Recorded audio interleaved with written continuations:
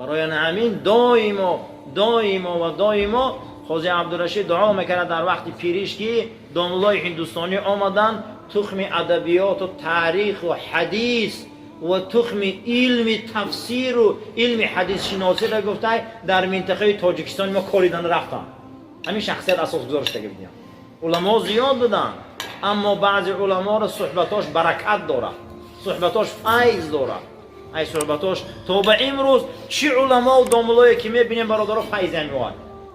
اینا میگن علمای ربانی. دویم کسایی هستن که خدمت اینا رو میکنن به حضرت علی.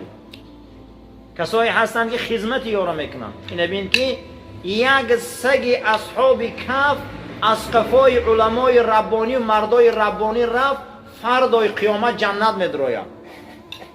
اینا میگم و باسط ذراعه بالوسید، حتی که همون دستای پیش سگ به همون شمشیرتاشو قطع میکنن که ای پی همین ما رو نگیره نبیایه. گفته همین سگ دومی نیکا رو میگیره و دومی همه اولیاء رو میگیره، دومی همه آدمای ربانی رو میگیره، با همه دستای بریده غار میروه، داخل همه غار میدرویه، ایویا جدایی کردن نمیتونه. ایره بزرگی رو بین که خدا با توفیل همین علمای ربانی همین سگم جنت میدروه. برای همین خیلی همنشین با علما بودن بسیار چیزی بزرگه. همنشین با علما بودن سه چیز حسرت دور میکرده. یکم به قرآن عمل کردن، دوم به سنت، سوم صحبت علما. حسرت دور میکرده در آدم. فرد و آدما حسرت نمیخوردیم. فرد و علما و انسان های قدیم علماش نه اینا حسرت نمیخوردیم. برای همین خدمت علما کردن از واجبات دینه. خدمت علما کردن از واجبات ایمانمون بوده است طبق دستورات رسول اکرم صلی الله علیه و سلم. بعد از اون ملائکه الهی میپرسیدن که یگان اعمال ثواب و یگان اعمال خوب نداشت همین شخصیت، که همین شخصیت شما چیکار کنه؟ همین شخصیت شما سبوک کنه. بعد از اون میقبیدن که اخلا یگان علمای ربانی را دوست نمیداشتی و میگفتن نه یگان رفیق نداره که من علمای ربانی را دوست دارم. دارم تا کیه نامش میگرفتن میآوردیم میگفتن که تا همنشینی با علما داشتی؟ میگفت بله. میگفت به حرمت رفیق جنت برشم. حتی که حدیث امام ابو رافعی که یک علمای ربانی به داخل قبرستان میگذشته پروردگار 70 تا فتنه را از گروه دفع میکرده. آثار صحابه بوده. یعنی قسم اول از امت رسول اکرم مسلمانان برادران علمای ربانی هست. علمای ربانی بسیار شخصیت های بزرگن. اینا وارث های رسول اکرم صلی الله علیه و سلم. وارث کیه؟ وارث کسی هسته که مال مرده را میگیره، پول مرده را میگیره، خانه مرده را میگیره، تمام چیز مرده را که ترکه کرده پرتافته رفته وارثش میگیره. اگر وارثش همون در روی حرام صرف کنه همون مرده نزد خدا فقط جواب میتیه؟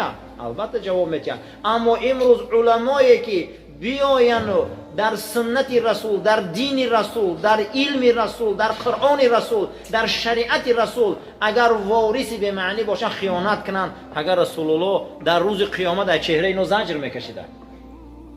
برای همین هر کسی عزیزو علما را دوست داره اینا نقض دانین. دوست داشتن علمای ربانی این از کامل بودن ایمان است. رسول اکرم صلی الله علیه و سلم فرمودن که علمای ربانی را احتیاط شوید دعاش کن. چی و گفتن که دعای علمای ربانی رنگ دعای پیغمبران در حق امت است. ای دعای علمای ربانی. دوم گفتن علمای ربانی را غیبت گمانی بعد حقش نکنه که گوشت علمای ربانی زهرآلود است. شما را هلاک میکنه، شما را نابود میکنه. برای همین اگر در صحبتش شینه فیض میگیری، اگر در صحبتش شینه برکت مییابه، اگر همنشینش باشه برکت مییابه. حتی روز قیامت شفاعت میکردیم، علمای ربانی شفاعت میکردیم. این بسیار مرتبه بزرگه، بسیار مرتبه کلان است. دویم حضرت علی کرم الله وجهه را پرسیدن که قسم یکم علمای ربانی باشه. علماهای ربانی را جاشان خالیه برادر. اینا جای اینا پر نمیشوه. اینها رنگ همون مرواریدای هستن که در همون رشته سوختن میمونن خالی دیگه. خشا به حال انسانی که به این درجه رسه. از این سفیان ابن ثوری را میپرسند که علمای ربانی کیست؟ گفته علمای ربانی کسی هست که دنیا را همیشه با تمام انواع زیباگیش در پیش ایمان و عملش تینی پوچکمون میکنه. تمامی حرکت‌های نفسانی شهوانی در پیش او ذلت نشان داده می‌شود. نفس او با شریعت لجام، همیشه حق در زبانش، همیشه تعلیم و تربیت وی گوارا، در همه جا پرچم دین خدا را بلند می‌کند. علمای ربانی میگن این بینه که از یک فیض صحبت داملای هندوستانی در منطقه آسیای میانه صدها علما سر بلند کردند. در یک زمانی وزبین، زمانی جهالت، زمانی که خیلی زلالت، زمانی که یک انسانیت در اون دوره از خط نیاگان و خط اسلام و خط قرآن و خط حدیث خواندنش برای او یا وهم و طرز داشت، این علما شب و روز درس دادن، شب و روز درس گفتن، شب و روز حق رساندن. روز از دنیا گذشتن، روز از دنیا رفتن، انا همون پرچم های دین خدا بلند شد. خداوند هیچ محل در قرآن درجات کلمه را در حق ثروتمند نیاورده، در حق زکات نیاورده، در حق صاحب قوت نیاورده، در حق صاحب علم آورده. و اوتوا العلم درجات، پروردگار صاحب علم را درجه داده بوده. حتی رسول اکرم صلی الله علیه و سلم در حدیث مناوی روایت میکنه، فرمودند که شما ای زمین ستاره ها را دیدسته؟ گفتن بله. گفتن در جنت هم مرتبه علما نمیخیلند. این ای زمین بیرون میبروی که ستاره ها را میبینید، انسان ها میبرومدین که علما را درجهش در جنت نمیخی بلند بوده، همخی یک روشنک میتوفته اما در درجه او رسیدن نمیتونستیم. حضرت علی کرم الله وجهه با در دیگر آثارشون روایت کرده بودن در نامشون صدقه که علم به 10 جهت تفسیر کرده بودن. یعنی گفته بودن که علم بهتره یا مال، گفتن علم. گفته به حقیقت زیاد سلسله هاش. گفته که علم معنیش همینه که حمیق صرفش کنی زیاد میشوه، مال حمیق صرف کنی کم میشوه. بعد از بسیار دوام داد علم صاحبش بانی میکنه، برعکس صاحبش مالش بانی میکنه. من همین سوره کهف داستان بحث موسی و خضر میبیاد، چه بحث میشن در علم، با سوز نمیگیرن هردش. ایش میگه که تو قدیما صبر کردن نمیتونی، ایش میگه که تو چو ایمان سوال میتی، اما تمیرن رحوشون جدا میشون. علم انا همینه. برای همین علما میگن که 4 چیز آدم بانی میکرده. بعضی علما میگن 3 چیز. یکم که خانه، دویمش که حکمت عادل که او را میگن ذوالقرنین، در سوره کهف میبیاد. سومیش چی بوده؟ علم. علم و صاحبش بانی میکرده. هر کسی که رسول اکرم در حدیث گفت هر بارشون گفتن کن عالما صحابه را، یا عالم شوه یا شنونده علم شوه، ببین، یا شنونده علم شوه یا طلب کننده علم شوه یا خادم علما شوه. در 4 خصلت اگر نباشه شما هلاک شدگی. اقلا همین روز خوندم نمیتونه یا علما رو دوست داره، اخلا صحبتاشون نشینه گوش کنه، هیچ علما دا نته. قسم خدا قرآن کتابی هست که لا اسألکم اجرا و هم مهتدون میگه. این علمای ربانی ای شما یگان پول و تنگه و یگانش طلب نمیکنن، هدایت الله برای این علم داده بس ای شما. معلوم بوده که در شریعت علما و مولا و داملا و علمای ربانی یگان سنت داشتین، همون علم هدایت شما بوده بس بوده. همه چیز روز قیامت اندازش در جنت عزیزا تمام میشده مگر علم. علم ثوابش تمام نمیشده، ثواب علم بسندگی نبوده است. برای همین دویمش خادم علم بوده. سوم رسول اکرم صلی الله علیه و سلم حضرت علی کرم الله وجهه اشاره کردن که سوم طایفه انسان ها گفتن کذبابتی، مثل چیان؟ مثل پشه ها هستن. شما که هر طرف که خستن گیره گو سیله پشه رو آوردن میگیره. گفتن چخیر؟ گفتن این دنیا را گردش شمول. همین آدما که در 2 تای بالا نباشن یا خدمت علم در نباشن، علمای ربانی نباشن، اینا رنگ پشن. گفتن یه روز ای شرق اگر شمال میبیا پشه پرشیده میره و یه روز دیگه ای غرب میبیا هم میره میبره. یعنی که همین گردش ایام این مردم خودش رنگ پشه نیست میگه زیر نشوی. اگر در 2 خصلت دیگه نباشه آدما رنگ پشه بدین. اینا می شمال لازم میشه. من حاضر دیگه شما نمیبینی پشه که شما رو میگزن، مردن رفتن همش. این دنیا همینه برادر. 10 سال پیش در اینجا انسان‌هایی بودن که از خنجره اونها علاو میبرومنده که نیستن. 20 سال پیش آدمایی بودن که در صحبت اونها ما میترسیدیم، دیگه نیستن. ممکن که 10 سال پیش آدمایی بودن که در گپی و یا صحبتی و یا ما خیلی ترسیده و هم کرده میسودیم. در همون رفیق داریشون و جوره داریشون و پول داری منصب داریشون، اما اونها نیستن. حضرت علی اونها را کذوبابا گفته، رنگ پشنگ گفته. اینها شمال اومد بردن میگیره، شمال اومد بردن میگیره. خداتون میگه گفت فلان بازه بود، فلان بازه بود، این خیلی بود، اون خیلی بود. شمال خدی همش تازه شده رفته هستن، ولی با 10 سال بعد نمیدونیم چی گپه. برای همین یا علمای ربانی شویم یا در خدمت علمای ربانی باشیم. بیا از آیین زنداری و شوهرداری مجبور شدیم که اکنون درباره همین حقوق زنک و مردک صحبت کنیم که همین زنها در اسلام یگان حق دارن یا مردها در همین اسلام یگان حق دارن، یا همین اسلام فقط نماز و روزه و حج خلاص. جناب پیغمبر صلوات الله ربی و سلام فرمودند که شیطان، حدیث امام ابو داود روایت میکنه، شیطان هر روز پیش دو زنها می اومده. خوشو فهمیده سیا؟ امام ابو داود حدیث روایت میکنه شیطان هر روز پیش دو زنها می اومده، اما دو زنهایی که عدالت کردن نمیتونن، با قشاقی خوری و جنگ و حقاره زندگی میکنن. بعد می اومده است میگفته است که اگه تاجیکیش قد گویم قند تزنی 1000 رحمت دات که فردای قیامت منو در دوزخ تاقه نموندی. با همه دستش قطعی آمده روی دو زنه رو میمالیده، میگفته قند تزنی یا جایه این پگه. حدیث امام ابو داود روایت میکنه، سادش همینه. انسانهای پرالیچ همه موندیدگی، یعنی اینسولت میزنه یک نیمشون ایکار میمونه. آدمایی که زنکار عدالت کردن نمیتونن روز قیامت از لحد میخسین فلجن. حدیث امام مسلم روایت میکنه. زنگیری حواس نیست. آیا همین زن حق داره؟ سوره بقره آیه 228. اعوذ بالله من الشیطان الرجیم. بسم الله الرحمن الرحیم. ولهن مثل الذین علیهن بالمعروف.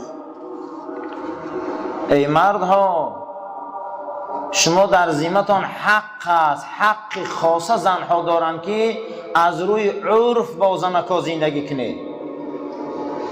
عرف مردمی ترک از تاجیک فرق داره، تاجیک از قفقاز فرق داره، قفقاز از ازبکش فرق داره. ما باید عرفا را شناسیم. خاصتا زنکا هم دعوا کردن نمیتونن که باید یک شب پیش ویشته باشه، یک شب پیش اینشته، یا هر روز یک لباس نو کنی، هر روز باید طلا خرید. این حق هم ندارن. با عرف زندگی کنی. میگه عرف چیه؟ عرف تاجیکی ما همین زندگی ما عادی زندگیه. علیهن بالمعروف، با زناتون خوشرو زندگی کنی. ابن قدامه را میپرسن که معروف تا چی میدرایه؟ میگم یکم شایستگی. چون ما زندگی شایسته نداریم، چون ما شایسته نیستیم، چون ما در زندگی ما شخصیت نیستیم،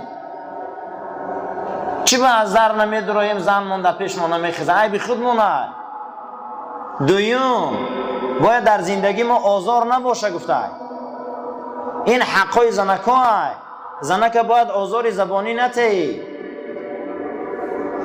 زنی یکی از عالمترین صحابه نامش معاذ ابن جبل بود، عالم صحابه بود، کسلی وبا دمور، همین کرونا ویروس دمور، همین صحابه. زنش پیش پیغمبر خدا شکایت آمد. ای روی صحابه و علمای صحابه شکایت، ما کیم که ایریم شکایت نمیکنم؟ پیش پیغمبر خدا آمد، ای شکایت کرد. رسول الله در جواب گفت یکم حق مرد برگردن زن همینه که و عاشرهن بالمعروف. ای مرد که آخمی زباناتون خدا گرفته گپی خوب گوی، گپی نغز گوی. زنکا دا نخوز زنک سزاواری دشنام باشه، نخوز زنک سزاواری حقارت باشه. جناب پیغمبر گفت خدا لعنت کند اون مرد را که دستر زنش میزنه. خدا لعنت کند اون مرد را که زنش سیاه میکنه. خدا لعنت کند اون مرد را گفت پیغمبر که خودش نو میپوشه و زنش کهنه میپوشه. حدیث امام بخاری روایت میکنه. آخه ما آیین زنداری مون فکر کنیم، یکم با عرف باید زندگی کنیم. عرف چیه؟ باید ما امروز بینیم که عرف تاجیکی ما چخیلیه، چخیلی لباس پوشی داریم، چخیلی مقصد پیشتره کمپیرامون زندگی میکردن، اندک عادی زندگی ها داشتیم. ما با عرف حق نداره. با حدیث داریم که تکلیف مالایوتاق همون چیزی را که شوهر زورش نمیرسه، اگر زنها همون را طلب کنند که من اینو و اینو آن میگیری، زور شوهر نمیرسه، روز قیامت خدا این زن ای زبانش کشول میکرده. این حقا را باید ما دونیم. برای چی امروز ظلم میشوه؟ برای چی امروز نافهمی میشوه؟ برای چی امروز دشنام میشوه؟ چی و شایستگری نیست در زندگی، افتریتت میگم نیست. چی با؟ برای که سوی استفاده زیاده در منصب. یک آدم روبر میمونه، نیمی زمینا رو میفروشه، همه را جزیر میکنه. تو کی خود در اموال دولتی شقه میشی؟ وای حق ملت های، وای حق امت های، تو چی سوی استفاده ای وظیفت میکنی؟ امروز مردم سوی استفاده میکنن، خیال میکنن همین زنک نکاح میکنی وای غلامه برای او. تمام باید او 24 ساعت بیچاره هم مرکب خر باری بعد خانه او کار کنه. این حق نداره. در کجا آمده این؟ در کجا آمده این که زن باید غلام باشه؟ در کجا آمده که زن باید 24 ساعت چابک کنه و 24 ساعت علف دروه؟ در کجا آمده؟ با تعریف میکنن شوروی را.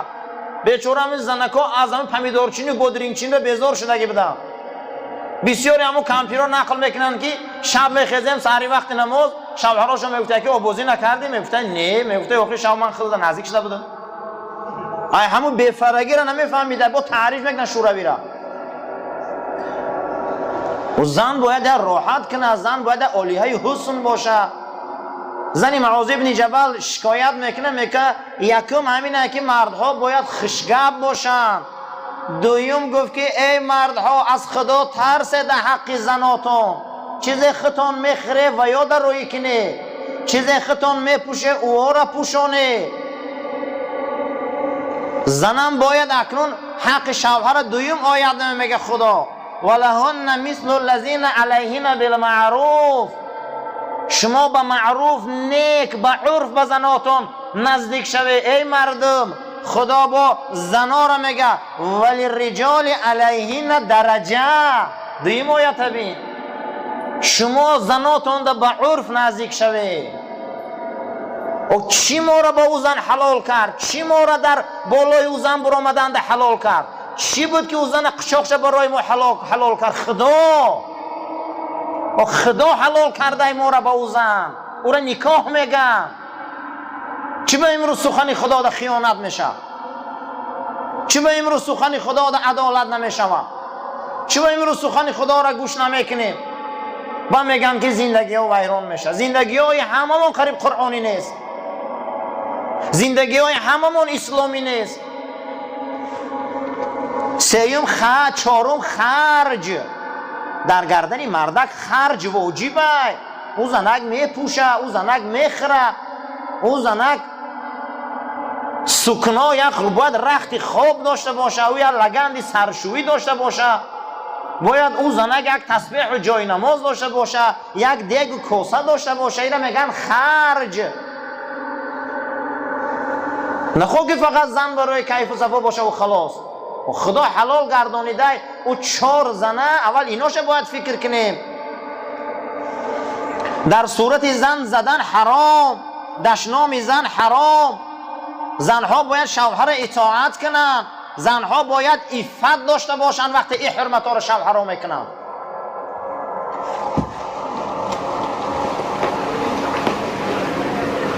در عدالت چی میدراید؟ در عدالت سخن نیک خوراک میدرآمده، پوشاک میدرآمده. عرف نگاه کردن در کاره چیز در شأن زنک در کاره. امروز زنک ها شأن دارن، شرف دارن. برای زنک باید یک رخت خواب باشه، یک حمام خوشرو باشه. زنک ها باید نوبنه و خوشبویی کنن پیش شوهراشون. اینی شأن و شرف باید ما اعتبار تیم. عرف نگاه کنیم. آیلی که 10,000 روبل 15,000 روبل صرف نکنین حرامه. اما چنی 10,000 پاتا دراز کن، چنی 15,000 پاتا دراز کن، دوده که نمیتونی چی دویم زن میگیری؟ جاگه خوابی در عدالت نمیدرایم.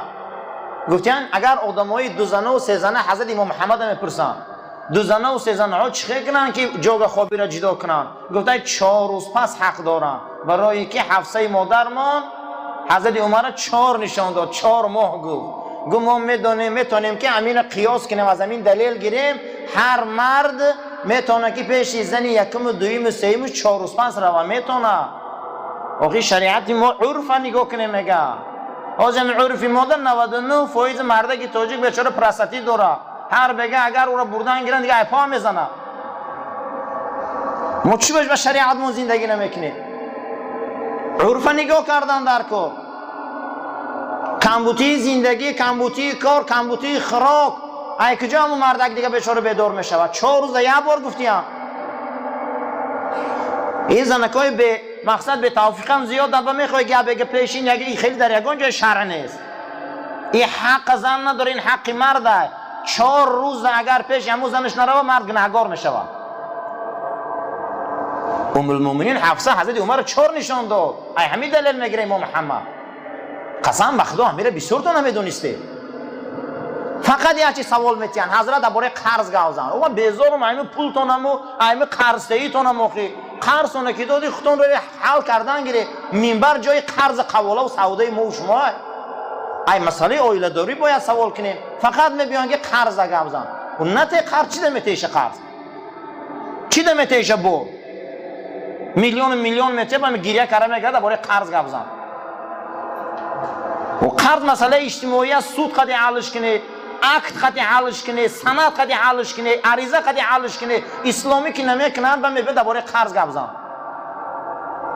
منبر جای فقط قرضه. مسئله خانوادگی را باید بسیار پرسه. همین هفته آخر فقط زنکا آمدیان که شوهرامون ما را میزنن، نه دندان مونده نه دستمون همه را شکستیان.